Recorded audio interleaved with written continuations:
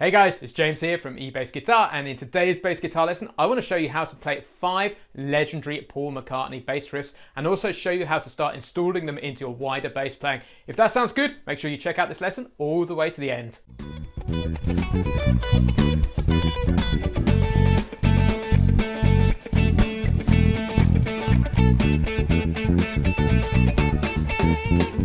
Hey guys, it's James here from eBassGuitar, and today I'm going to be showing you 5 legendary Paul McCartney bass riffs. Before we hit the lesson content, I want to ask you, if you've enjoyed this lesson, make sure you subscribe to the channel. There is a red button below this video if you're watching on YouTube, because we release a lesson every single week just like this one, and you'll be the first to find out when it goes live. So back in 1989, my parents gave me an experience which changed absolutely everything for the next 30 years.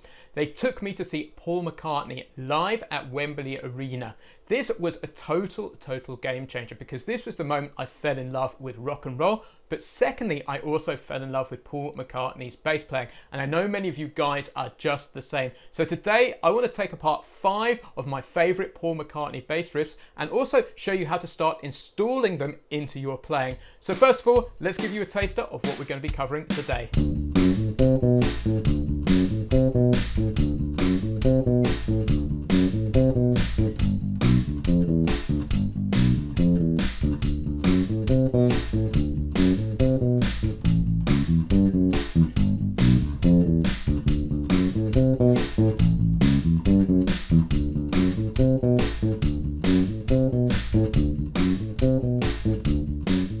So just before we hit the lesson content today, I want you to know it's a completely free PDF which comes with this lesson, where you can see all of the riffs we're discussing today written out in standard notation and tab. There's a link in the description below where you can grab your free copy. So the first riff we're going to look at is the riff to Taxman from the legendary 1966 album Revolver. Whenever I learn a riff, I look at it as a small piece of musical language and look at how else I can apply it to the rest of my bass playing. So today we're going to learn the riff, and I also encourage you to play it along with the original Beatles track too, but we're also going to apply it directly to a 12-bar blues sequence so you can get a sense of how else you could use this riff within your bass playing. So let's hear what the riff to Taxman sounds like.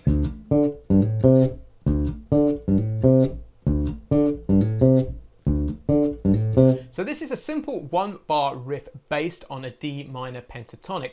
The riff uses the notes a D, a G, an A, and a C natural, and the octave D like so. So first of all, let's take it apart 2 notes at a time. So the first 2 notes are low D and the octave D like that. So try that first of all. Then the next 2 notes are a G and an A. The A lands bang on beat 3, and the G is placed a 16th note before that on the last 16th note of the second beat. So we end up with this sound.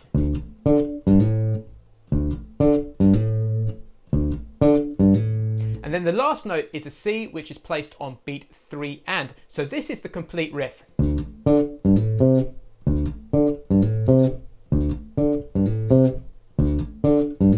So try and keep the notes nice and short and spiky. It has a really percussive feel to it. So what I want to do now is place this across a 12-bar blues, because it's always good to see how these riffs can be used in other contexts. So what I'm going to do is play this over a 12-bar blues in the key of D, along with a drum groove here, so you can hear what this riff sounds like extended out.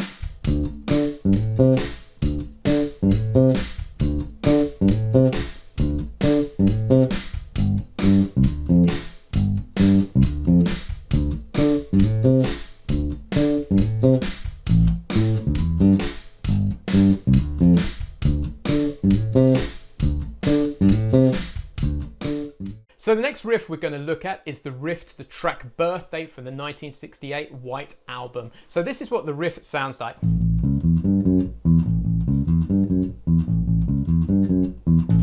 So this is quite a straightforward rock and roll riff. So let's take it apart a few notes at a time. So we're in the key of A, and the first 4 notes are 2 A's, a C sharp, and an E. So let's practice that to begin with. Just do that. Then the next 2 notes are a G and an F sharp, like that. So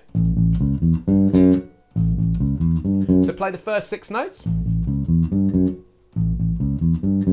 Then there is a break for half a beat on beat 4, and then on beat 4 and of the bar we hit an E, which takes us back to the A again. If you listen to this original track, what happens is the bass plays all the way through, but the band actually just play every other time. So you hear the band play this, like that, and then take a little break. But what the bass does is do this. So it can start to turn into quite a workout. Now let's put this across a blues sequence so you can hear what it would sound like in another context.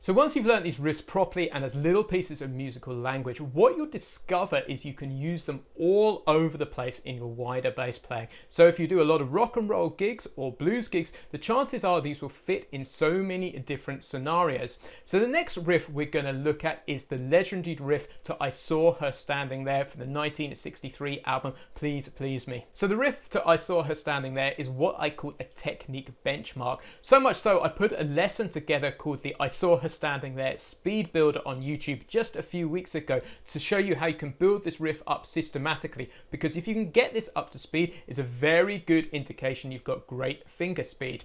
So let's take the riff apart note by note. We are in the key of E. So the first four notes are simply two E's to a G sharp and then back to an E again. So try this. First of all. Then the next two notes are a B, and then it goes back to the E again, so you end up with this sound. And what I would do is use the finger 2 for the E, finger 1 for the G sharp, and finger 4 for the B at the top there. Like that. Then the last two notes are an A and then a G sharp. And what I personally do is I swing back and play the G sharp with the third finger, and sorry, the A with the third finger and the G sharp with the first finger, like that.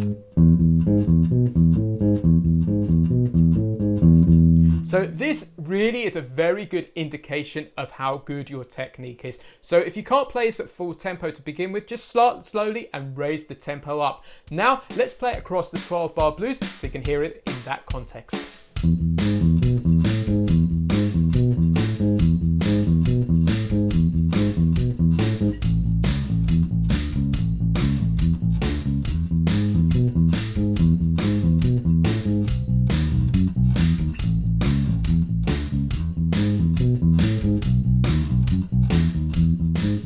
Guys, if you're enjoying this lesson, I would love you to jump over to eBassGuitar.com and check out the BassLab Plus. The BassLab Plus is a full step-by-step syllabus designed especially for the beginner to intermediate bass guitar player. It teaches you all of the most important skills from playing your very first notes all the way through to joining a band, playing with the worship team on a Sunday morning, rocking out a jam session, or simply having a ton of fun playing to your favorite tracks on YouTube. We also take apart tracks just like I Saw Her Standing There, so you'll learn all of those important skills. So to take the BassLab Plus for a test drive, there is a link in the description below where you can join free with a 14-day trial. So number 4 is the riff from Come Together from the 1969 album Abbey Road. And for me, this is McCartney at his best. So let's listen to this bass line.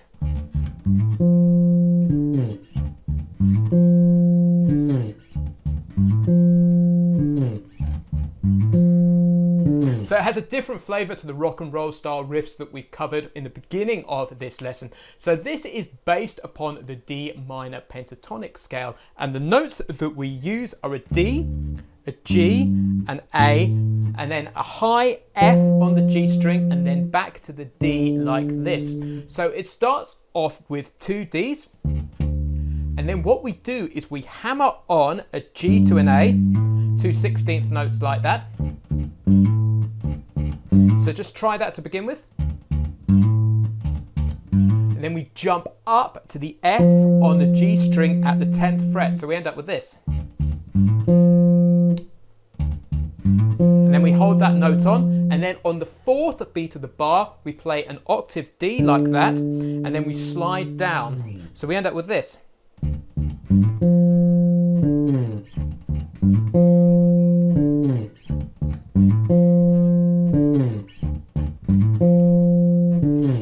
absolutely iconic riff. Now what I want to do is put this across a minor blues sequence because it works really, really nicely. So you can hear this riff in another context.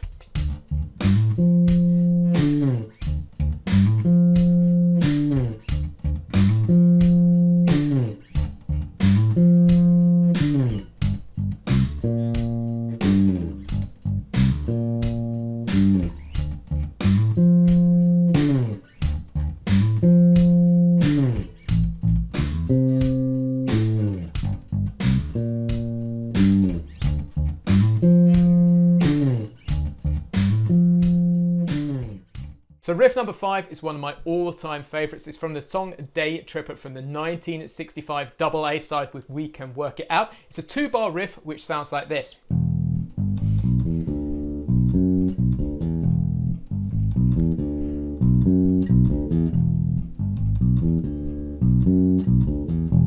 So the first thing to point out about this riff is it falls really well under the hand if you use the open strings, but it's quite a bit more challenging if you move it up and just using fretted notes. First of all, let's look at it using the open strings note by note. So we're in the key of E, and the first 4 notes are an E, a G natural, a G sharp, and a B like this. So it's 1, 2, and 3, and. Then on beat 4 and 4 and of the bar, we play an E to a D open string like this. So we end up with this pattern. So just try that first bar to begin with. And again. Then we hold the D on for the first beat of the second bar, and then beat 2 and 2, and we play a B and an F sharp like that. And so we are hitting the 9th there, which is a really, really cool sound. So let's hear what this sounds like up until now. Then the last 3 notes, which are placed on beat 3 and 4 and 4 and of the bar, are a B, a D, and an E like that.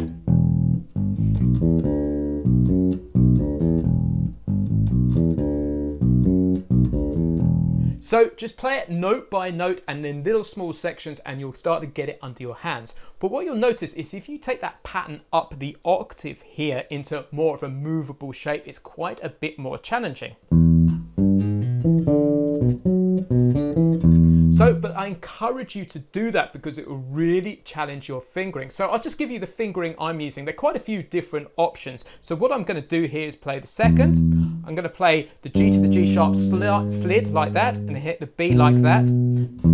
And then hit the octave with my 4th finger. And then I'm going to play the D with my 1st.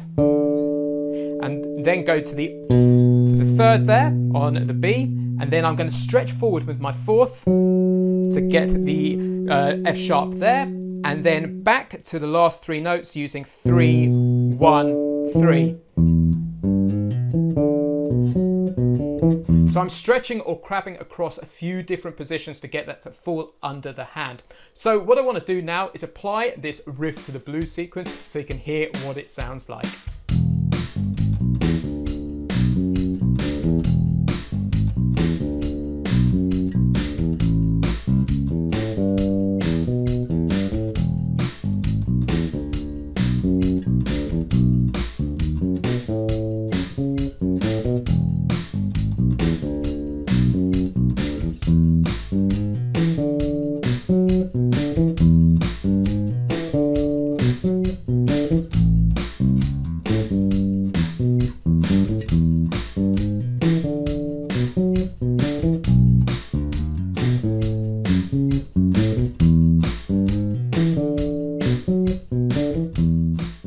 So what I want to do to wrap up this lesson is have a bit of a jam using the riffs that we've learned today. So I'm going to take one of the eBassGuitar backing tracks from the Blues Jam backing track album called Jake's Blues, which is a rock and roll blues in the key of G, and show you how you can use all 5 of these riffs over that sequence.